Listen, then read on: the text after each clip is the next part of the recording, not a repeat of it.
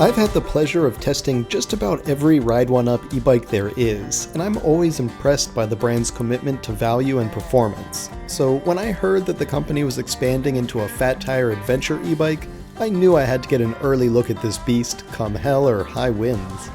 Hey everyone, Micah here with Electrek, and today we're reviewing the Ride1Up Rift. This is Ride1Up's newest electric bike, and you're coming along with us while we check it out.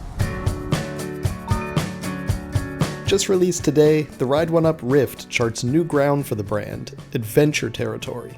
It's the first fat tire off-road bike from Ride1Up, and while this might be new territory for the company, they approached it with the same design ethos they always do, giving riders better performance for less money, period. I know it sounds crazy, but that's what they do. At $1,895, I think you'll see that the Rift offers more than several of its competitors in this price range. And if you do happen to pull the trigger on this e-bike and you found our review helpful, we've got an affiliate link in the description below the video that helps you support us at no cost to you so we can keep making these reviews. Okay, now let's dive in and see what makes the Ride1Up Rift tick. First off, let's look at the powertrain. We start with a 750 watt continuous rated hub motor with 95 Newton meters of torque. That's one of the highest torque 750 watt hubs we've seen, and it means you'll have no problem jumping up to top speed or climbing hills. That speed, by the way, is limited to 20 miles per hour on throttle to conform with Class 2 regulations, though you can enable Class 3 performance with pedal assist speeds up to 28 miles per hour if you want to go even faster. To feed that motor, we've got a removable battery integrated into the frame, so you can either charge it on board or pop it out to charge indoors. It's a 48 volt and 20 amp hour battery with 960 watt hours of capacity, built using Samsung battery cells. Ride1Up claims you'll get up to 60 miles of range on pedal assist, though riders who are harder on the throttle might find ranges closer to 30 to 35 miles, depending on terrain.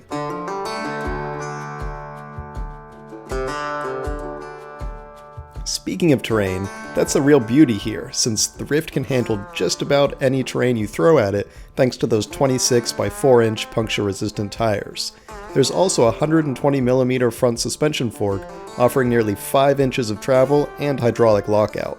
Other nice components include an 8-speed Shimano transmission and some of the best hydraulic brakes I've seen on a budget level fat tire e-bike in just about, well, ever. These 4-piston brakes look more at home on a motorbike and offer supreme stopping performance that you'd expect to find on a much pricier e-bike. They're a key piece of kit though, since stopping a heavy 84.5 pound bike requires some pretty good brakes. And these aren't good, they're great. In a crowded market full of several similar fat tire adventure e-bikes, it takes more than just good brakes and suspension to differentiate a new model. And the way Ride1Up does it is with a frame designed with one of the nicest racks I've ever seen in this segment, hands down. It's frame integrated, so it's not bolted onto the frame, it is the frame. That gives it a much higher weight capacity of up to 150 pounds. When you consider the bike's own weight capacity of 350 pounds total, you can see that this bike can easily carry 2 adults if you opt for the passenger package. I didn't have one on hand, but the passenger package on Ride1Up's other full-size e-bike I've tested, the Cafe Cruiser, is a masterclass in convenient design. Ride1Up uses its Connect Plus system for convenient racks, baskets, and cargo gear, meaning that your new fat tire adventure e-bike can also be a passenger-carrying moped or a cargo/utility bike.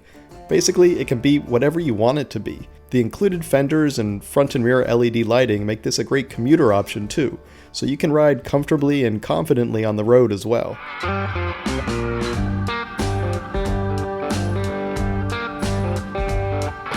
There's a lot going on here for a reasonable budget level price. Now, is the bike perfect? Well, no e-bike is perfect, and that means I can find places to ding the Rift here too.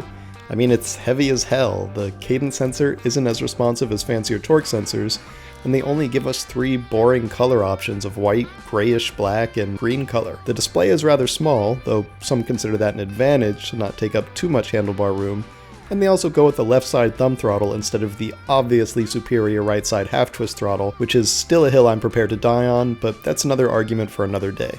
All in all though, despite my nitpicking, there really isn't much to truly complain about here. At the risk of sounding too positive and jazzed about this e-bike, I am really positive and jazzed about this e-bike.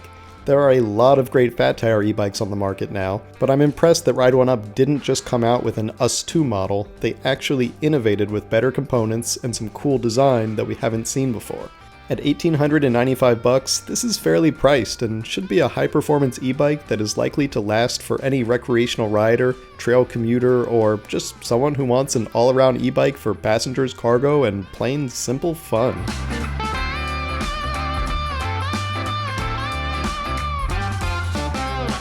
Thanks for watching, everyone. We hope you enjoyed that review of the Ride1Up Rift. If you did, why don't you give this video a thumbs up? And don't forget to subscribe so you won't miss any of our future electric vehicle videos. We'll see you here next time.